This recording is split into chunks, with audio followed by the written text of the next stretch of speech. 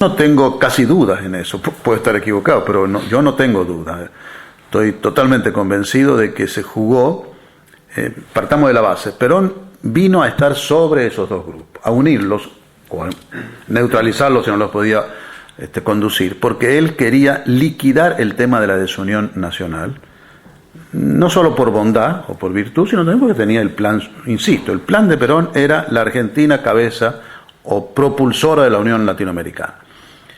Pero el plan de los otros no era el matarse entre ellos, eso era una circunstancia fortuita, digámoslo así, o un paso no querido en todo caso. Lo que querían era la herencia de Perón, era quedarse con el peronismo, en una actitud muy tonta de copar el peronismo. Los dos.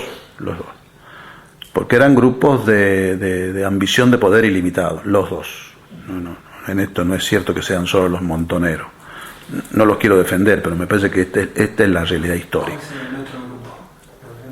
Y el otro grupo podría ser en la cabeza militar de Osinde, si usted quiere, pero este es lo que les quería decir. También en Ezeiza se debe explicar así. Los montoneros no eran un cuerpo extraño en ese momento. Eran los muchachitos jóvenes, cuasi adolescentes, que venían a tirar un viejo por la ventana cada día, a pedir espacio, y lo pedían a la patada, no con buenos modales, como son los muchachos. No porque fueran guerrilleros o no guerrilleros. La inmensa mayoría de ellos no había tenido un revólver en su mano en su vida, pero buscaba como buscan los chicos, a los codazos y con malos modales, como quien dice, su espacio. Los viejos se sentían dueños del peronismo. ¿Y vos dónde estabas en el 55? ¿Y vos qué hiciste en la resistencia? Y de todos los días era eso. Y yo tengo tanto, hoy todavía existe eso, yo tengo tantos pergaminos porque yo estuve en tal, yo estuve en la otra. De modo tal que era una especie de cuerpo extraño, joven, dinámico, con una potencialidad de trabajo y de militancia mucho mayor que los viejos, pero sin pergamino. Y entonces este encuentro, o más que encuentro, esta contradicción, enfrentamiento generacional, también actuó. No hay que creer que fue todo ideológico. De ninguna manera lo era, en ese momento por lo menos. Después es otra cosa. De modo tal que Ezeiza fue todo eso junto. No fueron armados para matarse mutuamente. Fueron armados porque era la costumbre de la época, desgraciadamente. El snob de la época era tener un fierro en el bolsillo. Se lo había romantinizado, se lo había hecho romántico, se lo había hecho hasta atractivo. Eran casi los chicos líderes, como hoy puede ser un jugador de fútbol exitoso. Eran los chicos que habían logrado matar a un militar. Duele, ¿no? Pero es así. Y no porque sea un militar o no un militar. El mérito era haber matado a alguien, porque ese alguien era el enemigo, el demonio. Y del otro lado igual, ¿no? Del otro lado igual, todavía. De modo tal que lo de Ezeiza fue un producto de muchas causas, pero fundamentalmente de estas 3 o 4 que he relatado. No creo de ninguna manera que fuera por ninguno de los dos lados un plan para matarse mutuamente, no lo querían. Fueron armados porque, insisto, esa era la costumbre de la época, en estos grupos por lo menos, pero lo que iban a hacer era copar el palco. La historia de copar el palco y las primeras líneas, porque esto, yo me acuerdo de haberlo escuchado 100 veces, estos eran los que influían sobre el general cuando hablaba. Los que estaban más cerca, los que... disparate. Yo casi diría disparate de adolescentes en uno, disparate de trogloditas en los otros, porque no eran ningunos adolescentes. Lo demás fue una desgracia. Empezó uno. ¿Cómo van a ir preparados a matar si Leonardo Fabio fue el que tenía el micrófono en la mano y el que conducía el acto? Y el que se ligó la mayor cantidad de balazos que le picaban cerca. Tuvo que tirarse al suelo. Ahora, en los momentos posteriores a la matanza, digamos, el tiroteo, ya Perón llega a Morón y ya enuncia, digamos, un juicio, ¿no? Que es un juicio lapidario hacia los montoneros principalmente. Eso, ¿A cuál se refiere? Bueno, cuando él llega y responsabiliza a los montoneros por lo sucedido. Yo no me acuerdo que lo haya hecho. Sí dijo palabras que se deben interpretar así en la noche del 20 o del 21, ahora no me acuerdo, pero no en Morón. Bueno, no importa cuándo lo dijo. Claro. 24 horas después. Es que desde el punto de vista formal, esto es un asunto que lo debió aclarar el doctor Righi, porque era el ministro del Interior. Desde el punto de vista formal, la seguridad, digamos, de Ezeiza tenía que estar en manos de Righi, Policía Federal. Tenía que estar en manos. Perón, desconfiando de esto, porque le calentaron la oreja o porque desconfiaba de que esto pudiera derivar en una broma Righi-Montonero, francamente, creo que permite que haya un nexo, casi le diría supraoficial, supraestatal, en donde Osinde fue la clave, con fuerzas policiales, pero no con la conducción de Righi, sino con la conducción de Osinde. Se formó una especie de comisión, no sé cómo se llamaba, de seguridad, y se le encargó la custodia de Ezeiza. Esto es real. No le digo que es oficial, porque lo oficial hubiera sido Righi, pero esto lo sabía Righi, y esto lo aceptó Righi, porque no tenía otro remedio, pero lo aceptó Righi. De modo tal que haber enfrentado eso, cuando el ministro del Interior y el presidente lo aceptaron, me parece que fue un error. Lo cual no quiere decir que del otro lado no cometieran barbaridades, ¿no? Creo que esta es la historia así. En el peronismo esto se ha dado, debemos reconocerlo, más de una vez. Cuando se desconfía de las fuerzas formales, digamos, oficiales, regulares, se busca una alternativa. Lo de Córdoba es sintomático, lo que se hizo con Obregón Cano y Lacabane. ¿Quién puede defender que qué es lo que era? ¿Un coronel, un comisario? No me acuerdo ni el jefe de la policía. Creo que fue el jefe de la policía, ¿no? Así, un disparate. Pero eso se ha dado en el peronismo más de una vez. Pero usted interpreta que las palabras de Perón, digamos, eran influidas por la versión que daba Osinde, o que él de alguna manera ya tenía más bien una posición. Él venía muy quemado y muy, como se dice comúnmente, caliente, enojado, por el hecho de Galimberti. No sé si usted recuerda el tema Galimberti. Galimberti, que ya muerto, era un hombre que no tenía la mínima prudencia ni la sensatez del caso. No era el caso de Juan Manuel. Juan Manuel era un muchacho que tendría en ese momento, no sé, de 25, 26 años, pero con un aplomo y una mesura y una prudencia fantástica. Galimberti era un loquito, lo fue siempre. Entonces se ganan las elecciones del 11 de marzo, cuando todavía todo estaba temblando, y el 12 de marzo o el 13 de marzo lanza la idea de formar las milicias populares. A Perón esto le causó un disgusto terrible y lo defenestró en el acto. Ese día lo sacó que era el jefe de la juventud, creo, del movimiento. Venía muy escaldado por este tema, de modo tal que todo lo que le dijeran, mire que los montos están armados y esas armas las van a usar, yo creo que tiene que haber influido, seguro. Ahora, porque además, disculpe, no solo Galimberti, muchos operativos de los montos, Perón se enteraba después, pero muchos. Y después, póngase usted a 10.000 kilómetros de distancia, exiliado, con todas las pálida encima, después lo aprobaba él, ¿qué otra cosa iba a tener? Pero se enteraba después. Creo que hubo un episodio incluso de un secuestro de un camión con explosivos en esos días posteriores a las elecciones. ¿Puede ser? No me acuerdo, pero bien podría ser, porque los montos no hicieron ningún distingo, como dijo Cámpora, hasta el 11 de marzo el régimen, la dictadura, del 11 de marzo el pueblo. Para ellos era lo mismo. Y esto lo sufrió Cámpora también. Yo creo que ese fue el error de ellos. Una cosa, yo lo tengo escrito por ahí en algún libro, una cosa es armarse, los particulares me refiero, frente a una dictadura, como lo hizo el general Valle, el general Tanco y tantos otros, Taco Ralo, ¿cómo se llama? Y otra cosa es seguir armado para enfrentar a un gobierno democrático, constitucional, no hablemos de democrático, constitucional. Son dos cosas muy distintas. Hasta el 11 de marzo era virtuoso para mí, era armarse para defender la voluntad popular que estaba conculcada por los militares. Y desde el 11 de marzo en adelante, armarse era contra la Constitución. No olvidémonos que el gobierno popular o no popular, el gobierno cualquiera, fue elegido legítimamente por el pueblo, hay que respetarlo. Es un delito enfrentarlo armado. ¿Y qué va a hacer? Es así. En los días posteriores, los líderes montoneros se reúnen y tratan de establecer una negociación con el sindicalismo. Hay crónicas al respecto de encuentros. Sí. Donde ellos tratan de no quedar aislados, probablemente. Eso termina posteriormente en el asesinato de Rucci. ¿Cómo interpreta usted ese intento de negociación y finalmente el asesinato? Ellos habían cometido un error infantil. Durante la campaña se les ofrecieron cargos soy testigo presencial. Y los despreciaban diciendo que los cargos eran para los burgueses, para la burguesía, que era la superestructura, que toda esta historia que ya conocemos, propia de Chico, ¿qué va a ser? Yo mismo le dije, pero no sean tontos, sobre todo legislativo, tomen los cargos legislativos, eso va a pesar después, lo despreciaron. Cuando se encontraban en la Cámara con un inmenso poder afuera, pero con 15 diputados, ahí rebobinaron, dijeron, nos hemos equivocado, y por eso armaron el polo que estaba contando recién. Y después trataron de solucionarlo por la fuerza, es decir, les quedaba, estamos hablando en política y de cruda política, casi sin límites éticos ni morales, casi, como fue en ese momento. Entonces, bueno, que no tenemos fuerza en los gremios, no tenemos fuerza, porque la juventud sindical, toda esta historia era cuento chino, la verdad, los gremios los manejaba el grupo Rucci y compañía. No tenemos fuerza parlamentaria, nos hemos quedado sin fuerza en el Ejecutivo, la fuerza bruta.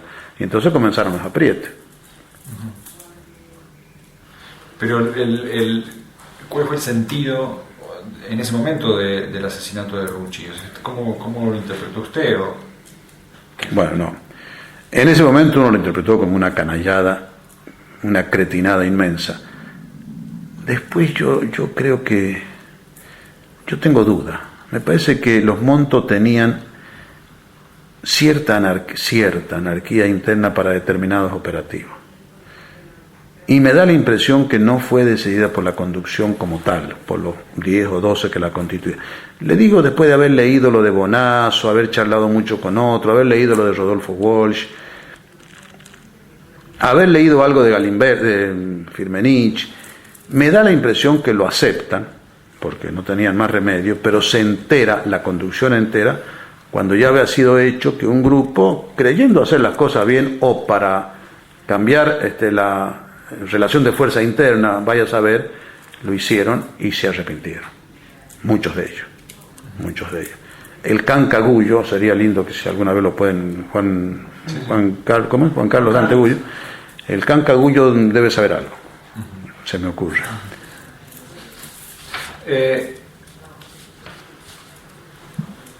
Bueno, posteriormente se produce las elecciones, en realidad son antes del asesinato. El asesinato fue 2 días después de las elecciones. Sí, y la asunción es unos días posterior. Y el 21 o 2 de septiembre las elecciones, el 23 de septiembre la muerte de Rucci y el 12 de octubre la asunción. ¿Usted tiene la impresión de que, en ese momento tuvo la impresión de que Perón había cambiado de opinión respecto de su papel por efecto del rápido debilitamiento de Cámpora, o ya estaba, digamos, entre sus hipótesis la posibilidad de ser presidente? De todo lo que se me ha contado, lo más seguro como dato histórico me parece las charlas con Cámpora, después que renunció. Cámpora me dijo a mí que él había renunciado 4 veces y Perón lo había sacado prácticamente corriendo. Déjese esa historia, Cámpora. Pero él insiste, Cámpora, porque vio que no podía manejar la situación. Y Perón, la última vez que él le plantea, 6 o 5 o 7 de julio del 73, Perón se recuperaba de una afección pulmonar. Perón tenía muchos problemas pulmonares en el último año, me imagino que derivado de su problema cardíaco, ¿no? Falta de circulación. Perón se recuperaba de una gripe, digamos, fuerte, que parece que fue algo más que gripe, y estando sentado en una mecedora cubierto con una frazada del general, él lo fue a visitar por primera vez después de su enfermedad, que duró como una semana, y le dijo: general, ahora vengo a renunciar, pero en serio, como quien dice, no es cortesía, porque la primera vez que renunció fue cuando se ganó el 11 de marzo, fue y le dijo: general, el triunfo es suyo, no es mío, la gente lo vota a usted, sea usted el presidente, déjese de tontera, le dijo, déjese de tontera, así, textual, déjese de tontera, o déjese de historias. Pero y 2 veces más se lo planteó, cuando ganó la segunda vuelta y cuando no me acuerdo cuando regresó y se produjo lo de Seiza, general, esto se me va de las manos, Camporita, déjese de historia. Pero esta vuelta, 6 de julio, no le dijo nada, simplemente se quedó callado el general, y Cámpora conocedor viejo, entendió que tenía que renunciar. Cámpora mismo me ha dicho a mí, estábamos los dos solos, es su palabra, no es su palabra que ya ha muerto, así que, pero créanme que no le estoy ni mintiendo ni agregando una coma. Cámpora estaba seguro que no podía manejarlo. Mire. ¿Eso después de Seiza o ya antes? Antes de Seiza. Ya antes. Esto que le estoy contando fue después, 6 de julio. Claro. Pero antes de Seiza se produjeron hechos que a él lo convencieron de que no iba a poder gobernar, y fueron las tomas de oficinas y de fábricas. Se produjo la asunción de nuestro gobierno, y no se lo puede culpar a nadie porque eran más bien todos jovencitos, y los que no jovencitos todos entusiasmados. Pensaron que venía la época de la justicia por las propias manos. Empezaron a tomar fábricas y tomaban oficinas. Se paralizó el país. Tuvo que largar una orden Perón desde allá como jefe del movimiento diciendo: la conducción ordena desalojar. Yo tuve que intervenir en dos, porque Cámpora estaba sobrepasado, realmente sobrepasado, no sabía qué hacer porque no le obedecían. Y entonces, como no se quería actuar con la policía, porque ya sabíamos lo que la policía podía suceder, se empezaron a mandar emisarios a los mismos ocupantes diciéndole: muchachos, déjense de joder, nos están perjudicando al propio gobierno. Y a mí me tocó en dos, que afortunadamente los convencí, ¿no? ¿En qué lugares? En Vialidad. Vialidad. Y ahí me hice amigo, gran amigo del que después fue secretario general de Vialidad, un correntino. Uy, si me acuerdo se los voy a transmitir después. Un gran muchacho que lo había hecho con toda la euforia del caso, pero que comprendió y fue un gran peronista. Ya murió. En el momento en que se produce Seiza, el Cámpora vuelve a renunciar. ¿Esa renuncia venía de alguna manera como una respuesta a la imposibilidad de remover a Osinde o de llevar adelante una investigación que diera resultados en términos de disciplinamiento de los responsables, o de algunos por lo menos de los responsables? ¿Hubo algún intento de Cámpora en ese sentido? No, a mí por lo menos Cámpora, que yo lo haya notado, no, y que Cámpora me lo haya dicho, menos.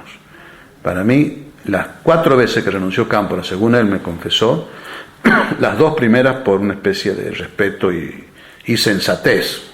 El que ganó fue usted, venga y gobierne usted. Y las 2 últimas, la de después de Seiza, toma de fábricas y compañía, y la de cuando al final le acepta por el silencio Perón, fueron porque él vio que se le iba de la mano la situación. Y él mismo, esto me lo ha dicho él mismo veía de que el único que podía poner freno a todo eso era Perón. Pero llama la atención que después de Seiza, por lo menos públicamente no se conoció un intento de Cámpora de reemplazar a Osinde, ¿no? ¿Por qué, dice usted? Y yo no sé, es muy probable, esto lo estoy haciendo conjetura, es muy probable que él le hayan dicho que no o haya evaluado que le iban a decir que no, porque después de Seiza especialmente, reemplazarlo a Osinde, póngase en lo que era en la situación, reemplazando a Osinde era dejar el campo abierto para uno de los 2 sectores. Perón estaba dispuesto, esto nadie me lo ha dicho, pero se lo puedo asegurar que fue así, estaba dispuesto a quitarle el poder de fuego a los montoneros y reagruparlos sin armas. Esta fue la orden que recibió Duilio Brunello, transmitida por Chango Funes. Por eso digo que Dante Gullo sabe algo. Dante encabezó el sector montonero que dialogó con el Chango Funes. A él le pueden... Yo lo tengo dicho por un librito por ahí, y el Chango lo tiene contado en otro librito que se llama Y le dio el cuero, que si les hace falta yo lo tengo. Sí, sería interesante. Ahora, la idea de disciplinar a los montoneros era, usted habló de los anticuerpos, ¿no? Que era una expresión que también se usaba en esa época, digamos, la idea de que tenía que encontrarse un equilibrio entre los 2 poderes de fuego para neutralizarlos, pero Perón tenía en la cabeza entonces que esa situación de equilibrio era la que iba a permitir desarmar al... Sí, desarmar. Él quería desarmarlos, pero concretamente. Él en eso, no se olviden que era militar, después de todo, ¿no? Mamó la disciplina militar. El poder tiene que estar, las armas tienen que estar en manos legítimas, legales. Armas en manos de particular era ilegal. El comisario Villar, que yo diría es un caso más emblemático todavía que el de Osinde, si usted quiere. Y el comisario Villar sabía cómo desarmar a los montoneros. Y era comisario. Señor, usted tiene ahí la insignia de comisario, está dentro de la ley, actúe. Muy claro. Perón se cansó de decir, el problema de la subversión es un problema policial. Nunca quiso que se metieran las Fuerzas Armadas. Pero era un problema policial. Tenían que ponerle coto las leyes y la policía. La reforma del Código Penal de diciembre del 73, aprobada en enero del 74, piedra del escándalo con los montos, era justamente de esa misma línea de mentalidad. Usted me podrá decir, con el aumento de pena no se vi, sí, lo que usted quiera. Pero este era el concepto del general. Aquello de todo dentro de la ley, nada fuera de la ley, no sacar los pies del plato. Hay decenas o centenas de ejemplos de lo mismo.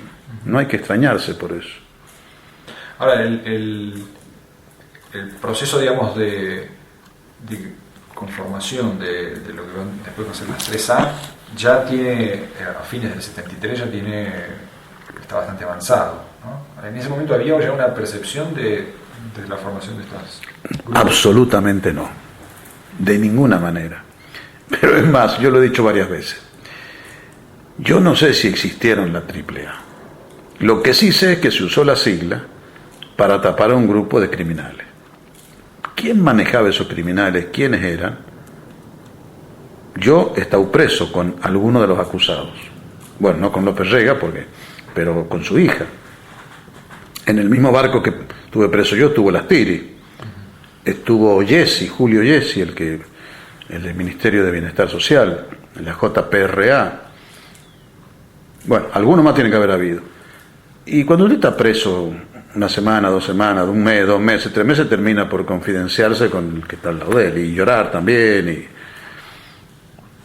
Nadie me ha dicho haber conocido un grupo de la AAA, civil me refiero.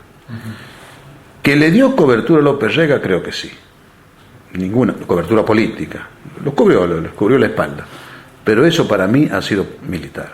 Es decir, militar de noche, vestido de civil, con capucha o sin capucha, o paramilitar. Pero eso no lo ha manejado ningún civil, con seguridad. Todas las armas que han logrado detectar pedidas por un civil son las 9 ametralladoras Stirling, inglesas, o importadas de Inglaterra, no sé si son de fabricación inglesa, que las había pedido Julio Yesi, a nombre de él. Se los hizo pedir el Ministerio de Bienestar Social para la custodia de Bienestar Social. Como tenía que ser un particular, puso él la firma. Cuando llegaron las ametralladoras Stirling a la Argentina, ya estaban los militares en la Casa de Gobierno, lo sacaron de las pestañas del barco a Julio Yesi para indagarlo, porque ¿y quién pidió esto y para qué pidió esto? Y fue así. Y los militares se callaron la boca porque comprobaron que para la custodia, por supuesto, se quedaron con las ametralladoras, me imagino. Y no les puedo dar más datos. La AAA, se comienza a hablar de la AAA en el 74. Nadie, y esto me lo ha dicho también Isabel, yo dice no he conocido nunca a una persona de la AAA. Que sospecho que López Rega, que sospecho que López Rega los ha cubierto, creo que sí. Isabel tenía esa opinión. Esa opinión, pero cubierto, él no era. O sea, yo no sé si ustedes lo han conocido a López Rega. Bueno, yo lo he conocido en algunas reuniones, hemos estado charlando, pero sobre todo he visto su final. Cuando yo ya era abogado de Isabel y de la sucesión, él se escondió en Europa, quedó solo, diabético, se entregó porque estaba en la milladura más completa. Si alguien lo protegía era Alicio Gelli, me imagino, lo largaron de la mano. Un tipo así no puede haber sido nada más que un perejil. Murió en la pobreza más total, solo como una rata, enfermo, acá, murió en la cárcel. ¿Jefe de qué? ¿Punto de alguien? Sí, banca. Nunca me pareció. Ese hombre no puede haber dirigido ni a 2 bomberos. Lo usaron. Él prestó su nombre porque él lo que quería era el poder político, eso sí.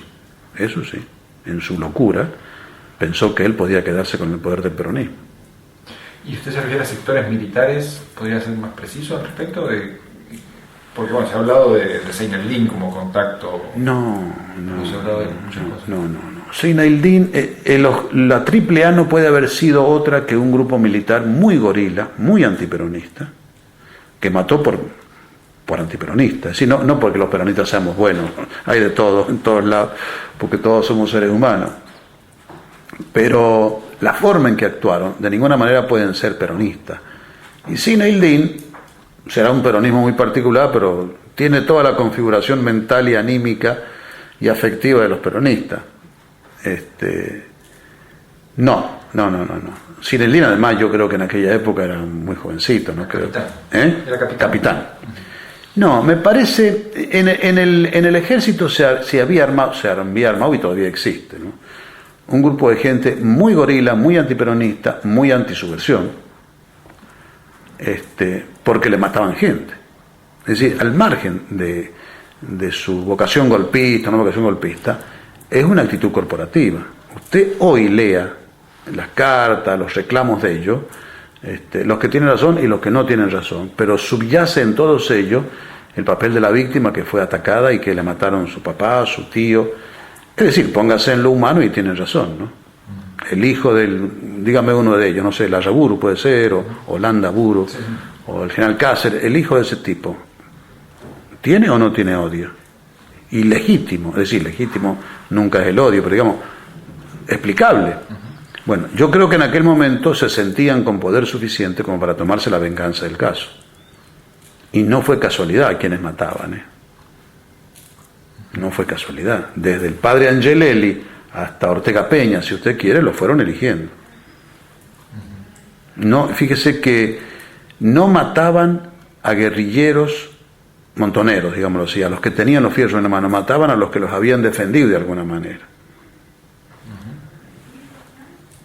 Sí, bueno, la idea del aislamiento claro, era seguramente parte de la estrategia. Yo creo que es un grupo de militares que se coaligaron para esto, se reunieron para esto, para tomar venganza, bueno, también para influir políticamente, pero para tomar venganza de lo que les habían hecho.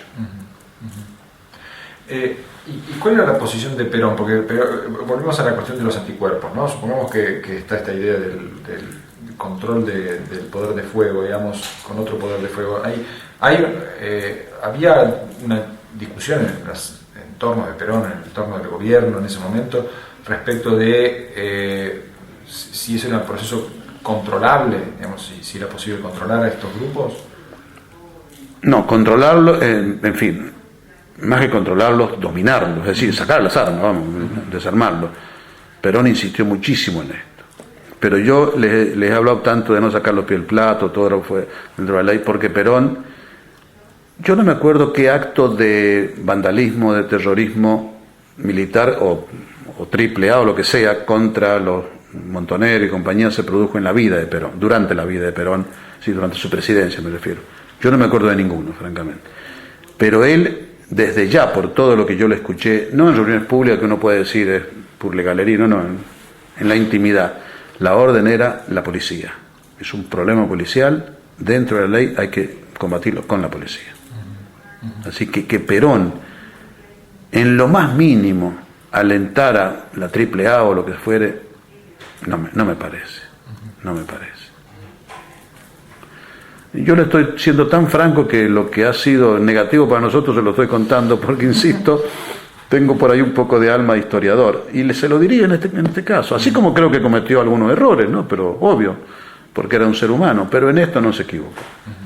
Ahora, en los meses últimos, digamos, de la vida de Perón, o en qué momento, para ser más preciso, ¿en qué momento usted tuvo conciencia de que el fin, digamos, de la vida de Perón se aproximaba y que la situación iba a recomponerse de alguna manera? ¿Y cuáles eran las expectativas de recomposición? Porque usted habló algo sobre el papel de Isabel, pero ¿cuáles eran las posiciones de otros sectores respecto a lo que iba a pasar? Muerto Perón. Claro. Antes de que se produjera, ¿no? Después... es medio inocente lo que pensábamos, porque bueno, pero lo pensábamos y creíamos que iba a suceder siempre lo que pasó en los 2 o 3 primeros meses, que la dirigencia política, por el susto de haber perdido al conductor, el país, porque el país se sintió huérfano, no solamente nosotros, iba a rodear a Isabel. Esta es la verdad. No creíamos que el brujo, López Rega, iba a tener tantísima preponderancia, porque tampoco supusimos que Isabel iba a tener un bajón físico y anímico de su salud como lo tuvo. Muerto el general, salvo 30 o 60 días primero que se mantuvo más o menos bien ella, bien en su salud, en su personalidad. Después cayó en una depresión, en una anomia prácticamente total, que fue cuando López Rega empezó a actuar. Yo creo que eso no lo previó nadie, pero me acuerdo muy, muy clarito la primera reunión de gabinete post muerte del general, una semana, habrá sido 10 días. Isabel quiso que estuvieran presentes Balbín, los comandantes de las tres fuerzas, me parece que hay algún opositor más, y le dijo: yo soy una viuda, palabra más, palabra menos, débil, de salud, una mujer débil, no entiendo de política, a mí me gustaría renunciar. Esto es histórico, ¿no? Y todo el mundo le dijo: no, señora, la vamos a... Balbín, contado después por Balbín incluso. Esto fue real. Nadie supuso que el brujo iba a tomar tanta preponderancia y que Isabel iba a caer en el pozo que cayó. Después los pronósticos fueron siempre muy jodidos, pero mucho antes del Rodrigazo. El Rodrigazo es la explosión pública de un fenómeno o de un drama que se vino fogoneando desde antes de la renuncia de Gelbar. Con la renuncia de Gelbar aflora un poco el tema porque el brujo lo quiere imponer a Celestino Rodrigo, y Isabel, bien asesorada, y yo creo que lo conocía antes, a Gómez Morales lo nombra Gómez Morales, que era la garantía para todos nosotros. Pero ¿cómo se produce la caída de Gelbar? Porque, digamos, Gelbar sobrevive un tiempo a la muerte de Perón. Sí. ¿No? Hay un tiempo todavía en que... Bueno, pero rompe su alianza con López Rega, o López Rega rompe con él, francamente no estoy seguro. Porque López Rega, y esto está muy poco estudiado ha sido, la concepción de Gelbar, que fue la de Perón en definitiva, seguida por Gelbar, era pacto social, unidad interna, para desarrollar la industria nacional, la fuerza económica nacional y acotar a las multinacionales. Y acuérdense que en ese interregno, hasta que muere Perón, hemos aprobado la ley de transferencia de tecnología, la ley de sociedades extranjeras, el registro de argentinos al servicio.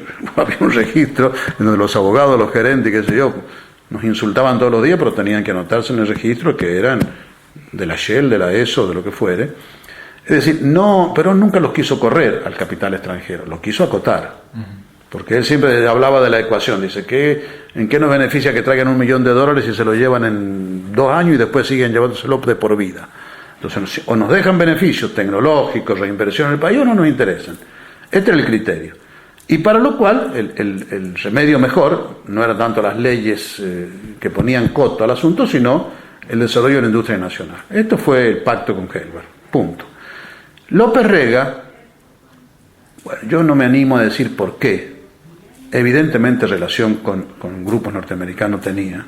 Alguna vez se contó, bueno, yo lo escuché, que Perón dijo: yo sé que es de la CIA, pero me van a poner otro, así que más vale que quede que lo conozco.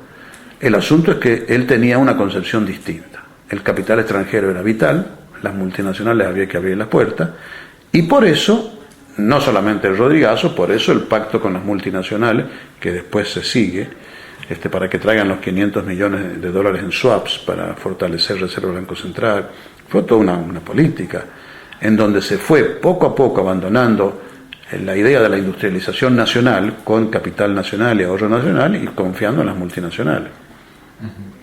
De modo tal que esto ya preanunciaba un desastre, y el Rodrigazo fue la etapa inicial de ese desastre, hecha por un señor Celestino Rodrigo que no sabía de economía, era un buen ingeniero y hasta un buen hombre si usted quiere, pero dejado hacer a Ricardo Sin, que era un banquero ultraliberal, y a Domingo Nicolás Catena, que era un chango joven en ese momento, pero venido recién de Estados Unidos con su máster, con su idea norteamericana, que después resultó ser no solamente el dueño de Catena Zapata, que es una buena bodega, sino el impulsor principal del SEMA. De modo tal que nada fue casual en ese momento. Fue una absorción de poder por López Rega, pero en lo económico se liberó las cosas como para que el capital norteamericano entrara a dominar el país. Ahora, lo interesante es que el sindicalismo, por lo menos en los primeros meses, se inclinaba más bien por acordar con López Rega que mantener a Helvar, ¿no? ¿Por qué fue eso? Ay, señor, porque por muchas cosas. No ajena a eso ha sido el poder que adquirió Helvar, no ajeno. Y ha sido porque Helvar al sindicalismo lo frenó más de una vez. Y ha sido, creo, yo no soy un partidario de Helvar, pero me parece que hay que ubicarlo correctamente, ese hombre. Al margen de que era de la nomenclatura comunista, todas esas son historias ideológicas que al país poco le importan realmente. Lo que importa son los resultados para la Argentina, buenos o malos, y para la gente. Helvar se equivocó,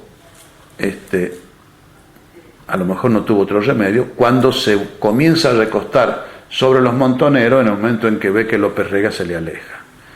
Y ahí pierde, porque al sindicalismo tradicional peronista, burocrático, el no burocrático, eso no importa, le hablaban de los montos, en ese momento lo habían matado a Rucci. Y era nombrar al diablo. Era una cosa absolutamente incompatible. Yo creo que ahí comienza Helvar a declinar. Y ahí se le pone el sindicalismo más enfrentado que nunca. Que por otro lado, la alianza sindicalismo tradicional, 62, Lorenzo Miguel con López Rega, fue también tradicional. Se separan cuando ya las cosas quemaban, porque el sindicalismo, como todo el mundo en política, usted lo puede acompañar hasta la puerta del cementerio, pero a la tumba no. Eso no se lo pide a nadie. Ellos lo apoyaron a López Rega y hicieron migas con López Rega mucho tiempo, hasta que López Rega, Celestino Rodrigo, le manda la inflación al 1000 no sé cuánto % y sus bases comienzan a exigir aumentos salariales. Pactan con Isabel por un compromiso político en el 39%, creo que era, y después logran que Isabel se los lleve al 45%, pero el más pícaro de ellos, que me parece que fue, bueno, no me acuerdo, ya no importa, en la paritaria piden el 150, los empresarios se lavan las manos, se lo dan, y cuando se despiertan el lunes, Lorenzo Miguel, que había aceptado el 45 por disciplina, dice, no, hasta la tumba no. Y entonces esa semana se revisan todos los convenios. Bueno, es historia conocida. Pero esto yo creo que es un proceso ni siquiera de equivocaciones. López Rega se le separa a Helvar, seguramente porque quería manejar la economía, para todo este cambio fundamental de la orientación económica. Helvar, como los sindicatos siguen con más vale ser que López Rega, Helvar se recuesta sobre los montoneros y se torna en una situación irreversible. Ahora, en ese momento, ¿qué posiciones existían dentro de la Cámara y dentro del peronismo político, por decirlo así, respecto de el sostenimiento del gobierno? ¿Cómo sostener el gobierno? ¿No? Porque es el momento en que empieza a tener protagonismo esta discusión entre verticalistas, ultraverticalistas, antiverticalistas. Al principio estábamos todos y éramos por lo tanto todos verticalistas. Al principio se refiere usted después de la muerte del Perón. Sí. Posiblemente comienza a dividirse las aguas con el Rodrigazo, posiblemente. Los que decíamos, hay que sacarlo a Rodrigo, pero Isabel no. Y los que decían, no, Isabel hay que sacarla. Hacer la renuncia. Como fue público, y además es historia, insisto, creo que no cometo ninguna infidencia, se corporizó en el llamado Grupo de Trabajo de los 34, en donde se unió todo, la izquierda, la derecha, los que querían el golpe, o los que querían la salida de Isabel para no ser tan duro y quizá injusto. Por ejemplo, desde un hombre de la derecha, digamos, yo no creo en las derechas y la izquierda, pero digamos, de la tradición, como era Jesús Porto, no sé si ustedes lo recuerdan, un constitucionalista, Julio Bárbaro, Nilda Garré, Julio Mera Figueroa, mire usted qué disimilitud posterior, ¿no? Los 7 chicos de la JP Lealtad, los 7 muchachos que habían sido montos de la JP Lealtad, por eso estaban Nilda y Julio Mera Figueroa. Algunos sindicalistas rebeldes a la conducción, de Luca creo que se llamaba uno, de electricistas navales, por ejemplo, sumaron 34, 32, pero se le sumaron 2 demócratas cristianos, porque era un grupo del Frejuli, Y estos sí, poco a poco fueron cristalizando su posición y terminaron negando fueron a la Cámara para que tuviera que renunciar Isabel, abiertamente, ya fue una lucha abierta, que es ahí donde yo comienzo a aparecer un poco públicamente, porque yo encabecé el sector contrario, y están todos locos, decía yo. El cambio de Isabel por Luder va a durar lo que un suspiro, y luego vienen los militares. Y para caer con deshonor y rompiendo el movimiento, caigamos cuando tengamos que caer, pero hombre, resistiendo, ¿no? Con un poco de dignidad. Y ahí se mezcló las bajezas de siempre en política, un par de ellos, cuyos nombres me reservo porque uno de ellos se ha arrepentido después y es un buen amigo mío. Pero dos de ellos, uno por Marina y otro por Aeronáutica, sirvieron de agentes de doble enchufe, como se dice, ¿no? ¿En qué? ¿Podría explicar un poco? Y trabajaban para el golpe, trayendo la acción psicológica de la Aeronáutica, de la Marina y del Ejército al seno del bloque nuestro. Desde el grupo de los 34, pero difundiendo todo. En aquel momento se llenó el país de rumores golpistas y derrotistas para hacernos bajar los brazos y que renunciara Isabel, y en esto entraron los radicales, porque Trócoli, que era para mí un buen hombre, equivocado, no equivocado, pero creo que era correcto, jefe de la bancada radical, pidió una reunión con nosotros. Yo en ese momento no era jefe del bloque, era Merice, pero en fin, estaba siempre a su lado. Tuvimos esa reunión con Trócoli y el vicepresidente del bloque radical, un cordobés, y la reunión fue pedida por los radicales para que nosotros aceptáramos la renuncia de Isabel. Y ahí fue donde me tocó a mí papel de primera línea, digamos, de la línea de fuego, porque tuve que demostrarle que eso era un disparate. Digo, no se trata de defender a Isabel porque la queremos o no la queremos. Yo al final ni la conocía prácticamente, nunca había dialogado con ella, o 2 veces nomás. Pero bueno, creo que después las cosas que han sucedido me dieron la razón. Nos van a bajar igual, pero nos van a bajar con deshonor y nos van a bajar divididos. Y los radicales, bueno, de esa reunión dijeron tener razón, al final está bien, pero creo que no se convencieron del todo. Pero el problema no eran los radicales, que estaban enfrente y lo decían con toda lealtad: que tiene que renunciar la presidenta, ponemos otro presidente, a Luder o al que sea. La maniobra la desbarató Luder al final, porque también Luder se dio cuenta que lo iban a usar. Tonto no es, ni era. Pero el problema es que nos dinamitó el bloque, claro. Internamente fue la mayor pelea. Pero Luder, usted dice que se tiró para atrás pensando que eso no iba a funcionar, o que no iba a tener respaldo si hubiera tenido respaldo de más sectores internos del peronismo hubiera... Si Luder aceptaba, creo que tenían mayoría en las 2 cámaras, francamente. Que Luder lo haya hecho por una visión acertada de lo que iba a pasar después, por lealtad, por honestidad, por patriotismo, en el interior yo no estoy. Puede haber influido todo un poco. Lo cierto es que él dijo: no, yo no puedo ser desleal. Esto fue lo público. Yo no puedo ser desleal. Además, es la presidenta constitucional, hay que respetarla, y no veo que esta sea la solución. Dijo que no y se acabó el pastel. Ahora yo, perdóname, ¿no? Sí. Algún día lo voy a escribir, porque esto sí es un punto de la historia que hay que aclarar. La desgracia que han venido después no podíamos saberlas en ese momento, ni los de los 34, ni nosotros, ni nadie. Pero que se cometió un error garrafal, estratégico, de consecuencias históricas tremendas por la parte de estos 34 rebeldes, al margen de que lo hayan hecho con buena o con mala fe, eso creo que hay que remarcarlo. Fueron la dinamita que nos metieron adentro, la quinta columna, que nos metieron adentro y que le dieron a los militares el clímax o el clima necesario para el golpe. Esto es histórico y no se puede negar. Todos ellos. Se les dijo, se les discutió, se les demostró que estaban haciendo un macanazo, pero estaban enceguecidos. Ahora, junto con este proceso de crisis de la política económica y crisis interna del peronismo, sobre todo en las cámaras, digamos, pero más en general, hay una intensificación de la violencia, ¿no? Durante ese año, ¿cuáles eran las visiones que había en la Cámara de Diputados, los legisladores peronistas, respecto de la posibilidad de controlar el proceso de intervención cada vez más intenso de los militares en la represión, y cómo recibieron los decretos que dictaron, que dictó el Ejecutivo respecto de la participación de los militares. Famoso decreto, sí, aniquilar la subversión. Los dos decretos, el de Tucumán y el posterior, ¿no? Honestamente, los decretos no se discutieron demasiado. Nosotros estábamos en ese momento, creo que todos los diputados y senadores, más que preocupados por el cariz que iba tomando la situación y que se nos iba de la mano. Porque nos dábamos cuenta que eran dos grupos locos que estaban girando ya fuera de órbita, fuera de la órbita legal, digamos, y del Estado, pero honestamente privó, yo le diría en forma inmensamente mayoritaria, en oposición, en nosotros, en todos lados, el criterio de que había que apoyar a los militares en la lucha contra la subversión.